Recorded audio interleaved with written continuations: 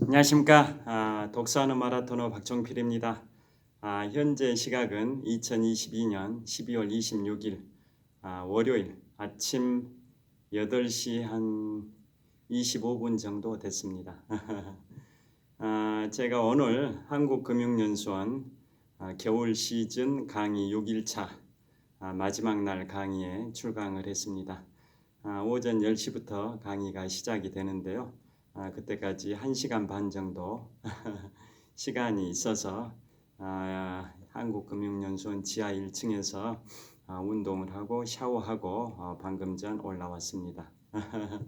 자, 오늘은 제가 지금부터 2년 8개월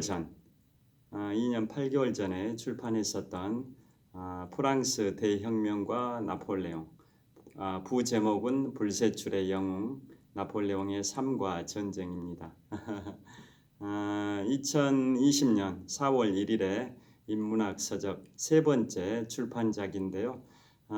이 나폴레옹이 저보다 정확하게 200년 전에 출생을 했고 작년 5월 5일이 나폴레옹 서거 200주년이었습니다. 1821년 5월 5일에 서거해서 작년 5월 5일이 나폴레옹 서거 200주년이었는데요.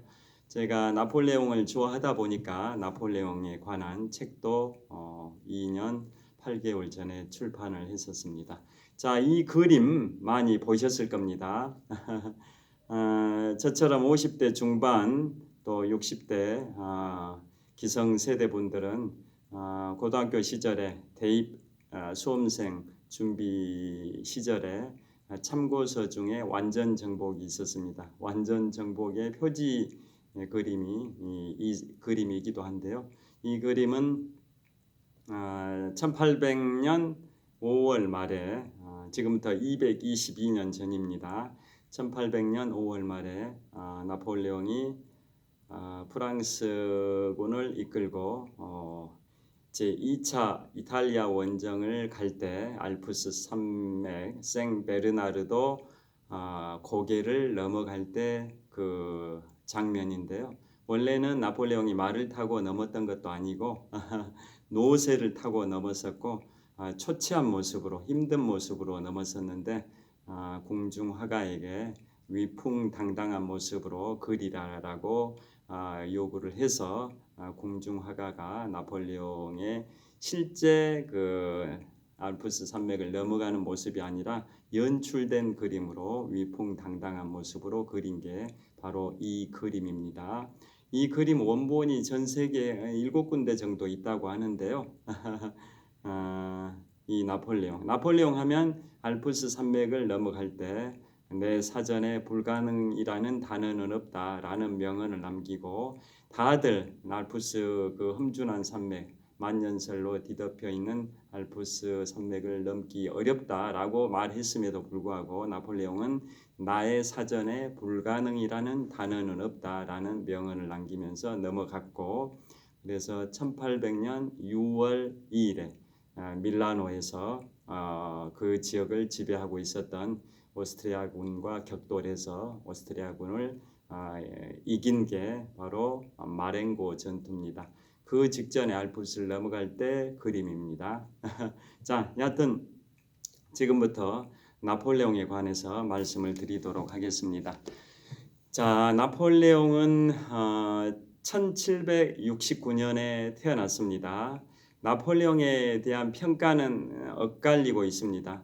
지금 프랑스에서는 프랑스를 빛낸 최고의 인물로는 그 현대에 들어서는 샤를 드골 전 프랑스 대통령 그리고 근대에서는 지금부터 200여 년 전에 활동했던 보나파르트 나폴레옹 그 다음에 중세 때 활동했던 인물은 샤를 마뉴 대제 영어로는 카를 대제 뭐 이런 분들 또 중세에서 근대로 넘어갔던 절대 왕정 시대에 가장 유명했던 짐이 곧 국가다라는 명언을 남겼었던 루이 14세 이런 분들이 프랑스를 빛낸 최고의 위대한 인물로 국민들로부터 추앙을 받고 있다고 하는데요. 그 중에 한 분이 나폴레옹 보나파르트입니다. 그분은 1769년에 태어나서 그 평가가 엇갈리다고 말씀드렸는데요. 뭐 좋게 평가하는 입장에서는 근대를 기획한 인물이다. 유럽의 중심 파리의 그 기획자다. 최고의 군사 전략가다. 그 다음에 그 난세에 유럽을 평정했던 정말 위대한 인물이다. 뭐 다양한 좋은 평가도 있지만은 안 좋은 측면에서는 독재자다. 결국은 프랑스 대혁명에 그 난세 영웅이 난다고 난세를 이용해 가지고 권력을 쟁취했던 1799년 나폴레옹의 나이 만 30세 때 1799년 11월 9일에 브리메르의 쿠데타를 통해 가지고 정권을 장악했던 인물, 만 30세 나이 때입니다. 그랬었고 그로부터 5년이 지난 1804년에는 급기야 드디어 이제 프랑스 제1제국의 황제에까지 올랐던 인물이 나폴레옹인데요. 그런 식으로 결국은 나폴레옹도 권력욕에 취해 가지고 황제 제정이죠. 황제가 통치하는 정치 형태가 제정, 황제정을 약칭해서 제정이라고 하는데요. 그 제정 시대를 열어서 권력을 이제 장악했던 인물이다, 독재자다, 뭐 이런 안 좋은 평가도 있는데요. 좋은 평가든 안 좋은 평가든 어떤 평가를 하든 간에 나폴레옹은 지금부터 200여 년 전에 정말 근대 역사에 있어서 위대한 발자취를 남긴 인물이었던 것만은 공감하실 것 같습니다. 뭐 독재자라고 생각하는 측면에서는 뭐 그렇게 생각하지 않을 수도 있는데 전체적으로는 나폴레옹에 대해서는 위대한 인물이었다라고 평가를 하는 것 같습니다. 자, 그래서 지금부터는 나폴레옹에 관해서 본격적으로 말씀을 드리도록 하겠습니다. 자, 나폴레옹은 그 전에 프랑스 대혁명, 여기 제목에 나와 있듯이 프랑스 대혁명과 나폴레옹, 부제목이 불세출의 영웅 나폴레옹의 삶과 전쟁인데요. 프랑스 혁명이라는 거 다 아실 겁니다. 1789년 7월 14일에 프랑스의 민중들이 바스티유 감옥을 습격하면서 프랑스 대혁명이 발생됐는데요. 그 당시 프랑스뿐만 아니라 유럽 전체적으로 또 동양도 비슷했었던 거죠.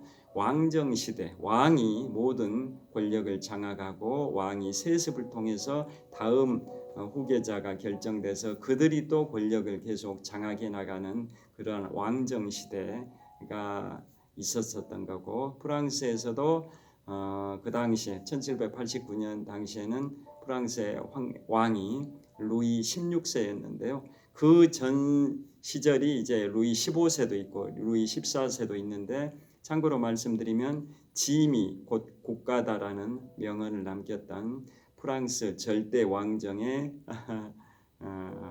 국왕이었던 루이 14세는 5살의 나이에 황제가 돼가지고 통치 기간이 70년 정도 됐습니다. 70년 5살에 왕이 돼서 70년 정도 통치를 했었는데요. 그 정도로 장구한 세월 동안 통치를 했던 인물이 바로 루이 14세고, 루이 14세의 손자가 증손자죠. 루이 14세의 증손자가 루이 15세가 됩니다. 그러니까 루이 14세는 아들이나 손자들은 다 질병으로 사망을 해버려 가지고 결국은 루이 14세의 증손자, 그 중에서도 둘째 증손자입니다. 첫째 증손자도 병으로 죽어버렸기 때문에 루이 14세의 두 번째 증손자가 권력을 승계해서 루이 15세가 되고, 또 루이 15세의 손자가 루이 16세가 됩니다. 그래서 루이 14세로부터 루이 16세까지는 3대 플러스 2대니까 5대가 넘어가는 거죠. 5대. 그래서 프랑스 대혁명 당시의 국왕은 루이 16세인데, 루이 16세는 루이 14세의 5대 손이라고 보시면 되겠습니다. 여하튼 루이 16세 시절에 프랑스 대혁명이 발생이 됐습니다. 1789년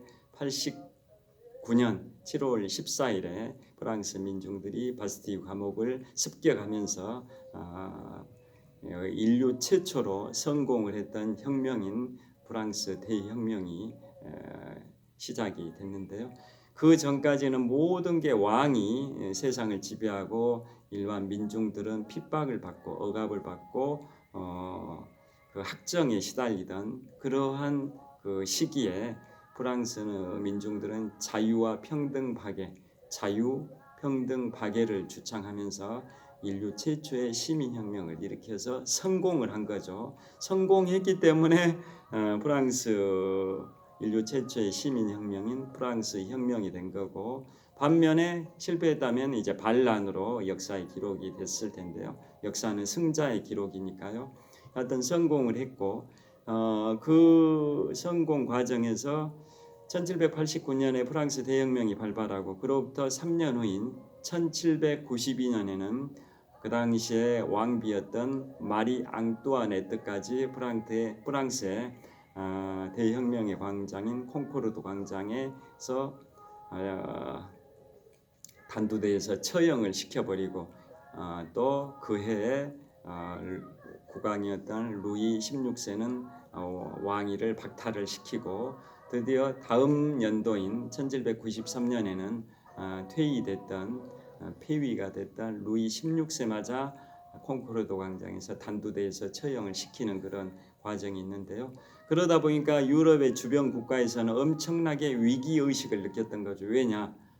프랑스에서 시민혁명이 일어나서 민중들이 자신들이 세상의 주인이라고 주장을 하면서 그 전까지 수천 년 동안 왕이 지배하거나 황제가 지배했던 모든 주권은 왕이나 황제로부터 나오는 그러한 왕정 내지는 황제정의 그 시대를 뒤엎어버리고 백성들이 민중이 주인이 되는 그런 그 민주정, 공화정 그러한 것의 시발탄인 인류 최초의 성공한 시민혁명을 일으키다 보니까 결국은 프랑스 국왕이었던 루이 16세도 단두대에서 처형되고 왕비도 처형되고 또 그 당시에 귀족들 프랑스 귀족들의 90% 이상이 처형이 돼버립니다. 즉 3,500명 정도가 프랑스 대혁명의 광장 콩코르도 광장에서 귀족들 3천여 명이 처형이 돼버릴 정도로 엄청난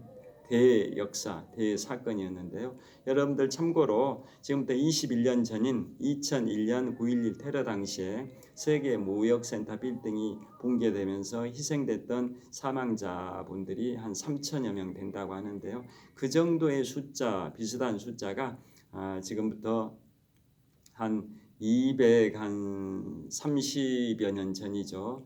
230여 년 전인 1789년 프랑스 대혁명 당시에 귀족들의 90% 이상이 한 3,500명 정도가 프랑스 대혁명의 광장 콩코르드 광장 단두대에서 처형이 목이 잘려버리는 그 사건이 발생이 됐는데요. 그 당시 재밌는 게 그 단두대를 발명했던 사람이 기요탱 박사입니다. 기요탱 박사가 단두대 대각선 방향으로 되어 있는 칼날 있지 않습니까? 단두대를 발명을 했는데 그 기요탱 박사 그분이 발명했다 해서 그 단두대 이름을 기요틴이라고 합니다. 기요틴. 그런데 그 단두대를 발명했던 기요탱 박사마저도 단두대에서 목이 잘리는 정말 아이러니가 발생이 될 정도로 엄청난 귀족, 왕족, 왕이었던 루이 16세까지 왕비였던 마리 앙뚜아네트까지 다 처형이 돼버리는 그러한 사건이 발생이 되다 보니까 유럽의 주변 국가에서는 다들 깜짝 놀라는 거죠. 왜냐? 이러한 민중들의 시민혁명이 주변 국가들, 자기네 나라들로 확산이 되면 자기들 나라에서도 시민혁명이 일어나가지고 억압받던 지배당했던 그 민중들이 들고 일어나서 왕이나 귀족도 다 몰살을 시켜버릴 수도 있겠다라는 위기의식을 느끼고 그 유럽의 국가들이 동맹을 맺어가지고 프랑스의 혁명군과 싸웠던 게 바로 대프랑스 동맹 전쟁이라고 하지 않습니까? 그래서 그것의 중심에는 이제 영국 섬나라였던 영국이 있었던 거고, 또 유럽 대륙에서 그걸 주도했던 나라는 바로 당시에 신성 로마 제국의 황제 겸 오스트리아 국왕이었던 프란츠 2세 국왕이 주도를 유럽 대륙에서 주도를 했는데요. 참고로 말씀드리면 신성 로마 제국의 황제 겸 오스트리아 국왕이었던 마리아 테레지아 여제라고 아실 겁니다. 그분은 별명이 유럽의 장모라는 별명을 갖고 있죠. 많은 공주들, 딸들을 출산해가지고 유럽의 각 나라에 정략 결혼 차원에서 각 나라에 시집을 보내가지고 각 나라의 왕들을 사위로 맞이하는 그러한 역할을 하다 보니까 마리아 테레지아 여제는 바로 유럽의 장모라는 별명을 가지고 있었던 분인데요. 그분의 아들이 바로 프란츠 2세 신성 로마 제국의 황제 겸 오스트리아 국왕인데요. 그분의 여동생이 바로 1792년 단두대에서 처형이 됐던 마리 앙뚜아네트지 않습니까? 즉 루이 16세의 왕비였던 마리 앙뚜아네트가 프란츠 2세의 여동생이었던 거죠. 그래서 자기 여동생마저도 단두대에서 처형이 돼버리니까 꼭 그것 때문만은 아니지만 그런 것도 복합적으로 작용이 돼가지고 프란츠 2세 즉 신성 로마 제국의 황제 겸 그 오스트리아 국왕이었던 프란츠 2세가 대프랑스 동맹 전쟁의 유럽 대륙의 이제 주도 국가가 된 거고, 섬나라에서는 영국이 맹주 국가 역할을 해서 프랑스를 제외한 대부분의 나라들이 동맹을 맺어서 프랑스에 대항했던 게 바로 대프랑스 동맹 전쟁이지 않습니까? 하여튼 그러한 프랑스 대혁명의 그 분위기가 자기들 나라로 파도가 밀려가지고 자기들 나라에서도 시민혁명이 일어나서 국왕이나 왕비 귀족들이 몰살당하는 게 두려워서 프랑스를 상대로 대프랑스 동맹전쟁을 일으켜서 나폴레옹이 이제 그 시절에 한 15년 정도 그 유럽 국가들을 상대로 이제 전쟁을 치렀었던 거 다 알고 계실 겁니다. 그래서 나폴레옹은 이제 좀 시작할 때 그 프랑스 대혁명은 1789년에 일어났을 때 그때 나폴레옹의 나이는 만 20세입니다. 1769년생이니까 저보다 정확하게 200년 전에 출생했던 인물인데요. 그로부터 20년 후인 1789년에 프랑스 대혁명이 일어났고, 참고로 말씀드리면 그보다 좀 앞선 시점에 미국에서는 독립선언을 했죠. 1776년 7월 14일에 미국에서 독립선언을 했으니까 미국의 독립선언 100주년을 맞이했던 1876년에 프랑스에서 미국에다가 선물로 했던 게 뭡니까? 퀴즈입니다. 퀴즈. 미국의 독립선언이 1776년 7월 14일이고 그로부터 100주년이 됐던 1876년에 프랑스가 미국에 선물했던 게 뭘까요? 그게 바로 자유의 여신상입니다.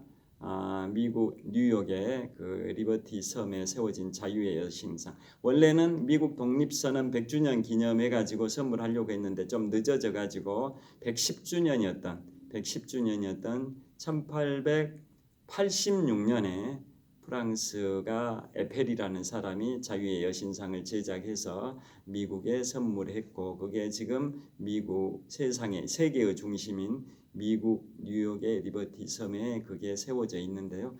그게 1886년 미국 독립선언 110주년 때 세워졌고, 그 다음 연도인 1887년부터 파리의 에펠탑이 착공이 됐습니다. 그리고 2년 후인 1889년이니까 프랑스 대혁명 100주년 때입니다. 프랑스 대혁명 100주년 때 파리 에펠탑이 세워졌고, 처음에는 이제 그게 세워질 당시에 뭐 흉물이다, 철골 구조물이 덩그러니 있으니까 흉물이다 이렇게 이제 반대 여론도 있었고, 그랬지만은 그 당시에 파리에서 세계 만국 박람회를 하는 걸 기념해서 상징적 랜드마크 임시 가설물로 에펠탑을 세웠는데, 에펠탑 높이가 300m죠. 세웠는데 임시로 세웠다가 철거를 하려고 했는데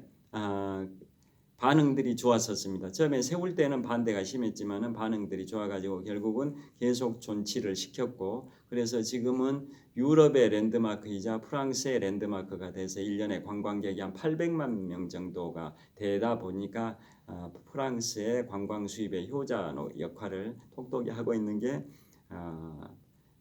에펠이라는 사람이 세웠던 그 프랑스 파리의 에펠탑인데요. 그 에펠탑을 이제 건축했던 인물이 에펠이고, 자유의 여신상을 미국에다 기증할 때 제작에 참여했던 분도 에펠이라는 사람이라는 거 다 아실 겁니다. 여하튼 프랑스 대혁명이 1789년에 발발했는데, 그때 나폴레옹의 나이는 만 20세 때였고, 그때 군인으로 활동을 했었고요. 그 다음에 이제 5년이 지난 1794년에는 나폴레옹이 25살의 나이에 장군이 됐습니다. 장군. 나이, 요즘 뭐 우리나라 젊은 청년분들 25살이면 병장으로 제대하냐 마냐 그런 시기인데요. 그 나이에 나폴레옹은 장군, 별을 달았습니다. 그 정도로 군에서 승승장구를 했었고요. 그래서 대프랑스 동맹이 이제 처음 맺어진 게 1793년입니다. 그러니까 루이 14세 프랑스 국왕이 단두대에서 처형이 됐던 1793년, 프랑스 대혁명으로부터 4년이 흐른 시점이죠. 1793년에 루이 14세 국왕마저 단두대에서 처형이 돼버리니까 주변 국가에서 위기의식을 느끼고, 주변 국가들이 프랑스를 상대로 동맹을 맺어서 프랑스를 혁명군을 상대로 싸웠던 게 대프랑스 동맹전쟁인데요. 그때 1793년 그 무렵부터 이제 나폴레옹이 동맹군의 일원으로, 동맹군이 아니라 프랑스 혁명군의 일원으로 참여해가지고 유럽의 동맹군들과 맞서가지고 싸우면서 많은 정과 공헌을 세우게 되면서 승승장구를 하게 된 거고요. 그 다음에 급기야는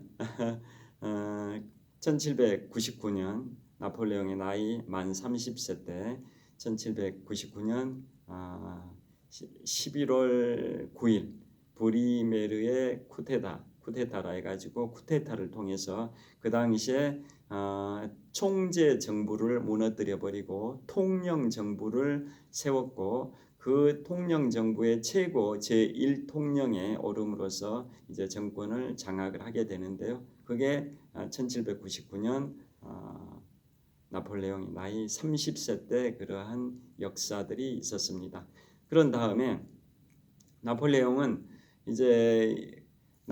이제 주요 전투, 이제 그때부터 이제 전성기가 시작이 됩니다. 그때부터 쿠데타 일으켰던 1799년부터 시작을 해가지고 가장 최전성기가 1805년 12월 1799년에 브리메르의 쿠데타를 일으켜가지고 통령 정부의 제1통령으로 최고의 권력자 자리에 오르게 되고, 그로부터 5년이 지난 1804년에는 드디어 프랑스 제1제국의 황제가 됩니다.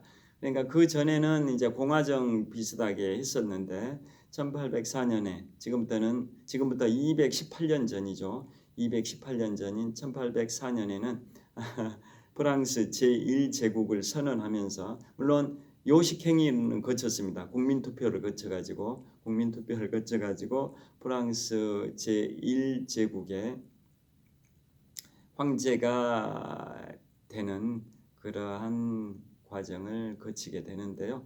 자, 그래서 나폴레옹이 1804년 프랑스의 황제가 된 시점이 바로 만 35세 때입니다. 만 35세 때 황제가 되고 그때 반포했던 법이 세계 3대 성문법 중에 하나인 나폴레옹 민법전입니다. 그게 1804년이니까 반포된 지 218년의 역사를 갖고 있는데요. 그때가 나폴레옹이 이제 전성기의 시작이고 그 이듬해인 1805년에 12월 2일 날 아우스터리츠 전투, 지금의 체코라는 지역에 아우스터리츠가 있는데요. 거기에서 나폴레옹이 이제 아우스터리츠 전투에서 러시아 제국의 알렉산드리 1세, 신성로마 제국의 프란츠 2세의 연합군을 상대로 프랑스 제1제국의 나폴레옹 보나파르트가 아우스터리츠 전투를 해서 이겼던 게 나폴레옹의 전성기 최절정기의 전투 1805년 12월 2일의 아우스터리츠 전투입니다.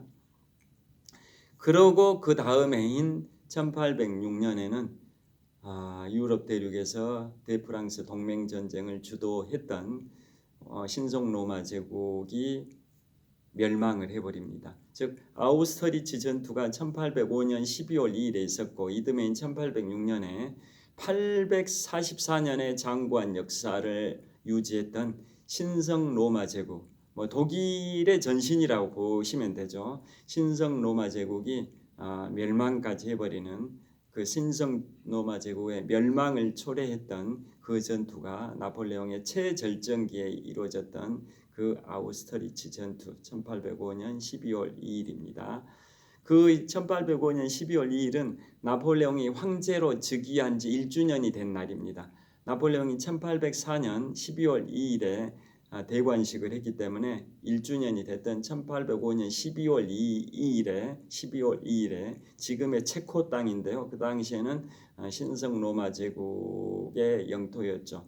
모라비아라는 지역인데요. 거기에서 벌어졌던 그 프랑스 제1제국의 나폴레옹 황제와 러시아 제국의 알렉산드르 1세 황제와 그 신성 로마 제국의 프란츠 2세 황제의 연합군을 상대로 나폴레옹이 싸워서 이겼던 전투가 아우스터리츠 전투입니다. 여하튼 그걸 말씀드리기 앞서서 그러한 일련의 과정이 있어서 그 아우스터리츠 전투가 나폴레옹의 최전성기인데요. 이제 쇠퇴기가 또 돌아오죠. 영원한 것은 없으니까요. 그래서 1812년에는 나폴레옹의 명령에 따라 영국과의 모든 거래를 금지하는 대륙봉쇄령 나폴레옹이 내렸었는데요. 그 대륙봉쇄령 영국과 거래하지 마라. 유럽 대륙에 있는 국가들은 영국과 절대 거래해서는 안 된다. 영국을 고사시켜야 된다. 무역 거래를 다 중단시키는 조치가 영국이 프랑스를 상대로 했던 해상 봉쇄령에 대응하는 것으로서 프랑스가 유럽 국가들한테 발동했던 게 대륙 봉쇄령.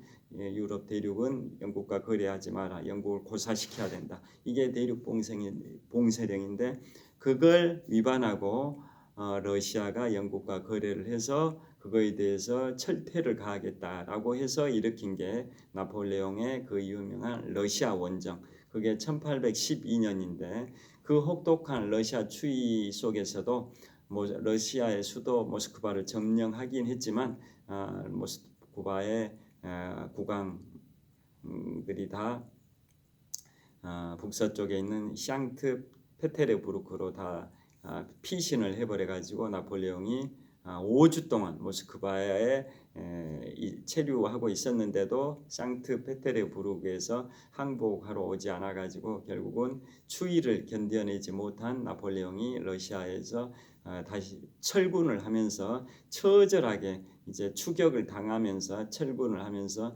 병력의 한 90%가 몰살이 돼버리고 한 10%도 안 되는 병력만 프랑스 파리로 살아서 귀환했던 게 바로 모스크바는 점령했지만 결과적으로는 실패했던 게 바로 1812년 러시아 원정이고 그게 나폴레옹의 몰락의 정점에 해당이 되고 그거의 활용 정정이 1814년에 라이프치 전투에서 또 프랑스의 나폴레옹이 패배해가지고 1804년에 지중해의 엘바섬 자신이 태어났던 코르시카 섬의 바로 옆에 있는 지중해의 엘바 섬으로 유배가 갔는데 한 10개월 정도 있다 탈출을 하죠. 그런데 탈출했다가 1815년 그러니까 엘바섬이 유배 간 건 1814년에 유배를 갔었고 탈출한 것은 1815년 3월 20일에 다시 파리로 돌아가지고 그 당시에 왕이었던 루이 18세를 축출을 하고 루이 18세는 영국으로 망명을 한 거죠. 축출하고 다시 나폴레옹이 정권을 잡았었던 거죠. 그런데 그게 100일 천하도 아니고 한 90일 천하로 끝나버리죠. 왜냐? 1815년 3월 20일에 다시 나폴레옹이 정권을 잡았지만 그로부터 90일 정도 지난 1815년 6월 18일에 그 유명한 전투 워털루는 지금의 벨기에 땅입니다. 그 당시에는 네덜란드 땅이었는데 벨기에와 네덜란드가 서로 이제 분리가 됐지 않습니까? 네덜란드의 남쪽 지역은 구교를 믿는 이제 벨기에로 분리가 되고 네덜란드의 북쪽은 그 과거부터 이제 신교를 믿는 그러한 걸로 해서 나라가 분리되는데요. 분리되기 전에 그 워털루라는 지역이 분리 전에는 네덜란드 영토였지만 분리 후 현재 기준으로는 벨기에에 있는 유럽 연합 사무실이 다 벨기에에 있지 않습니까? 그 벨기에에 있는 지역이 바로 워털루인데 거기에서 1815년 6월 18일에 나폴레옹이 영국의 웰링턴 장군과 프로이센의 연합군을 상대로 3박 4일 싸웠는데 이제 패배를 해버렸던 게 그래서 나폴레옹이 이제 완전히 몰락했던 게 1815년 6월 18일의 워털루 전투인데요. 그것을 기념해서 승리국가였던 영국에서는 워털루라는 그 음악 노래도 있죠. 그 다음에 영화 또 워털루라는 제목의 영화도 있고요. 그래서 그 전까지는 그 워털루 전투의 승리의 주역이었던 영국의 웰링턴 공작 정확한 풀네임은 아서 웰즐리 웰링턴 공작입니다. 아서 웰즐리 웰링턴 공작 이 이름 없는 이베리아 반도에서만 활동했던 영국의 장군인데 워털루 전투에서 승리하기 전까지는 명성이 없었는데 워털루에서 유럽을 평정했던 나폴레옹을 꺾어버렸기 때문에 단 한 번의 전투의 승리로 일약 스타가 돼가지고 영국의 위대한 장군으로 평가가 된 분이 바로 웰링턴 장군이라는 거 아실 겁니다. 자, 그래서 웰링턴 장군은 참고로 말씀드리면 나폴레옹과 웰링턴 장군은 출생 연도가 같습니다. 두 분이 동갑인 거죠. 워털루의 패배자 나폴레옹과 워털루의 승리자인 웰링턴 장군은 1769년생으로서 동갑인데 나폴레옹은 그 워털루에서 패배하고 이제 남대서양의 외로운 섬인 세인트 헬레나로 유배돼 가지고 5년 반 정도 유배 생활하다가 1821년 5월 5일에 서거했으니까 작년 5월 5일이 서거 200주년이었는데요. 그러니까 만 52세의 일기로 돌아가셨죠. 나폴레옹은. 그에 반해서 웰링턴 장군은 그 한 80대까지 사셨던 인물입니다. 그 웰링턴 장군. 자, 그러한 역사가 이제 쭉 대략적인 걸 다 설명을 드렸고요. 그 다음에 지금부터는 이제 강론으로 들어가서 지금 촬영 한 30분 정도 한 것 같습니다. 총론적인 것은 쭉 설명을 드렸고요. 강론으로 들어가서 이제 나폴레옹의 이 사진 주요 전투를 좀 각각 말씀드리겠습니다. 자, 이 사진과 관련된 전투부터 말씀드리겠습니다. 이게 제2차 이탈리아 원정 때입니다. 제2차 이탈리아 원정 때. 자, 1800년 5월 말. 1800년 5월 말이니까 지금부터 222년 전입니다. 1800년 5월 말에 그 당시에 이탈리아 북부를 지배했던 나라는 이제 오스트리아입니다. 신성 로마 제국의 이제 그 중심이 바로 오스트리아였지 않습니까? 그래서 오스트리아 신성 로마 제국은 참고로 말씀드리면 독일의 전신인데요. 서기 962년 서기 962년에 신성 로마 제국이 출범을 했습니다. 그 전에 고대 로마 제국이 고대 로마 시절에 유럽을 장악을 했었고 북아프리카, 서아시아까지 다 점령을 했던 고대 로마 제국 아실 겁니다. 그 고대 로마 제국을 표방했던 고대 로마 제국에 필적하는 위대한 제국을 만들겠다라고 해서 이름을 로마라는 말을 따서 로마 제국인데 앞에다가 신성이라는 말을 붙인 거죠. 왜냐? 중세 시절에는 신이 지배했던, 기독교가 지배했던 인간의 사고 이런 것이 아니라 모든 건 기독교가 지배했던, 모든 재판은 종교 재판을 통해서 기독교에 반하는 것은 다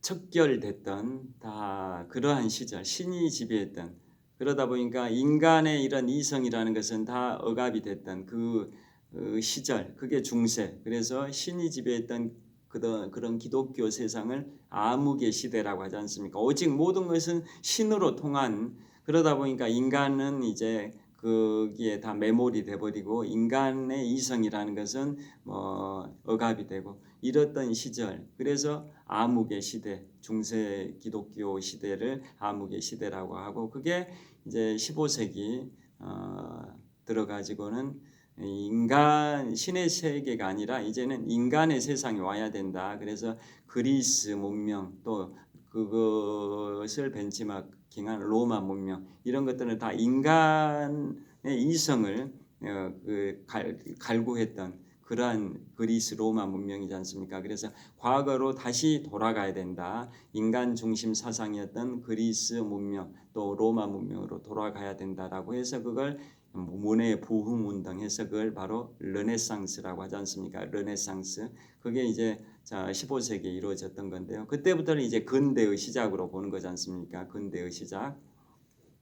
그다음에 참고로 1453년에 그 오스만 투르크가 동로마 제국을 멸망시켰는데요. 물론 서로마 제국은 그보다 한 1000년 정도 앞선 서기 476년에 게르만족의 용병대장 오도 아케르가 서로마 제국을 멸망시켰고, 그로부터 1000년 정도 지난 1453년에 지금의 터키의 전신인 오스만 투르크가 그 동로마 제국을 멸망시켰는데요. 그 시점을 기준으로 그 전엔 중세고 그 이후는 또 근대다라고 이제 보기도 하는데요. 그 무렵이 바로 이제 르네상스가 그 이탈리아의 피렌체를 중심으로 이제 태동했던 그러한 시기였었는데요. 여하튼 그래서 그 중세 암흑의 시대의 중심이었던 서기 962년에 고대 로마 제국의 위대한 그 찬란한 역사를 벤치마킹해야겠다. 제2의 로마 제국을 구가해야겠다라고 이제 그 독일 지역, 오스트리아 지역에서 그걸 목표로 해가지고 열었던 제국이 바로 신성 로마 제국인데요. 그래서 명칭에 로마 제국이 들어가 있는 거고, 왜 신성이라는 말이 들어갔냐? 신의 세계 할 때 신성이지 않습니까? 신성. 기독교가 지배했던 그 시기니까 모든 건 신의 뜻에 따른다.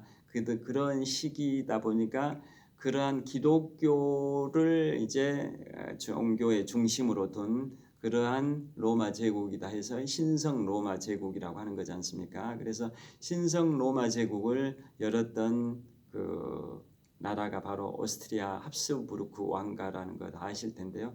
그게 바로 왕가는 그 전에 열었던 때는 이제 다른 왕가죠. 그런데 나중에 나폴레옹 시절에는 이제 합스부르크 왕가라는 거 다 아실 겁니다. 여하튼 신성 로마 제국이 태동한 건 서기 962년입니다. 신이 지배했던 그런 기독교 암흑의 시대에 고대 로마 제국을 표방하면서 태동했던 게 바로 독일의 전신, 오스트리아와 독일의 전신인 신성 로마 제국인데 그게 서기 962년에 시작이 돼서 그로부터 정확하게 844년 만인 1806년에 신성 로마 제국이 멸망을 합니다. 그 멸망을 시켰던 인물이 바로 유럽을 평정했던 나폴레옹인 거고, 나폴레옹이 신성 로마 제국의 황제 겸 오스트리아의 국왕인 프란츠 2세와 그 러시아 제국의 알렉산드르 1세의 연합군을 상대로 프랑스 제국의 나폴레옹 황제가 싸워가지고 이겼었던 전투, 그게 아우스터리츠 전투 1805년 12월 2일인데요.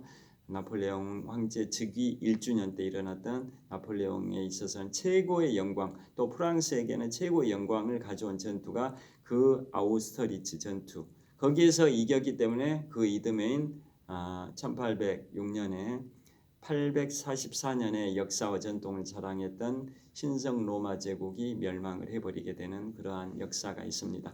그래서 나폴레옹에게 최고의 영광을 가져온 그 전투가 바로 아우스터리츠 전투고, 그걸 기념해서 그 영광을 영원히 기념한다라고 해서 1806년에 바로 프랑스의 개선문이 착공이 됐고, 나폴레옹이 실각한 다음에 공사가 중단되기도 했는데 다시 재개가 돼가지고 30년 만인 착공일로부터 30년 만인 1836년에 프랑스의 상징 개선문이 완공이 됐고, 그로부터 4년 후인 1840년에는 그 당시에 남대서양의 외로운 섬 세인트 헬레나에서 유배 생활 5년 반 하다가 거기서 사망하고 거기에 묻혀있던 나폴레옹의 시신을 영국의 승인을 받아서 1840년에 프랑스로 가져와서 개선문 사이를 통과해서 장례식을 치르고 국군 위인 추모시설인 앵벨리지로 가서 영면에 들었던 게 바로 나폴레옹의 이제 시신인데요. 그래서 개선문이 1836년에 완공되고 4년 후인 1840년에 나폴레옹의 시신이 사망한 지 19년 만에 1821년에 사망했으니까 사망한 때로부터 19년이 지난 1840년에 영국령 세인트 헬레나다 보니까 영국의 승인을 받아서 시신을 프랑스로 옹구해 와서 개선문 사이를 문 사이를 통과해서 장례식을 치러서 바로 앵벨리지라고 위인 추모 시설의 안장, 우리로 치면 국립현충원격이죠.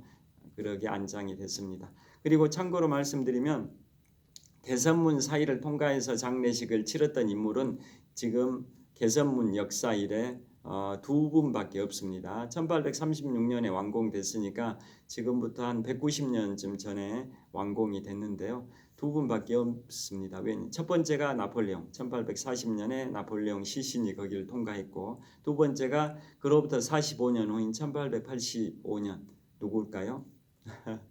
레미제라블, 노틀담의 곡추의 저자, 프랑스의 대문호이자 세계적인 대문호 빅토르 위고도 1885년에 사망했을 때 개선문 문 사이를 통과해서 장례식을 치렀습니다.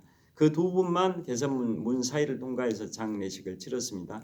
개선문이 그 에투알 광장에 있는 문이다 보니까, 에투알이 무슨 뜻입니까? 프랑스어로 별이란 뜻이죠. 영어로 스타, 프랑스어로 에투알인데요. 에투알 12차선 4거리 5거리 이게 아니라 12거리 해가지고 방사선식 도로의 중심이 바로 에투알 광장인데 별 모양이죠. 12거리이다 보니까 별 모양이어서 프랑스어로 에투알 광장이라고 하는데요. 그걸 다른 말로 샤를 드골 광장이라고 하기도 하는데요. 거기 중심에 있는 게 개선문이지 않습니까?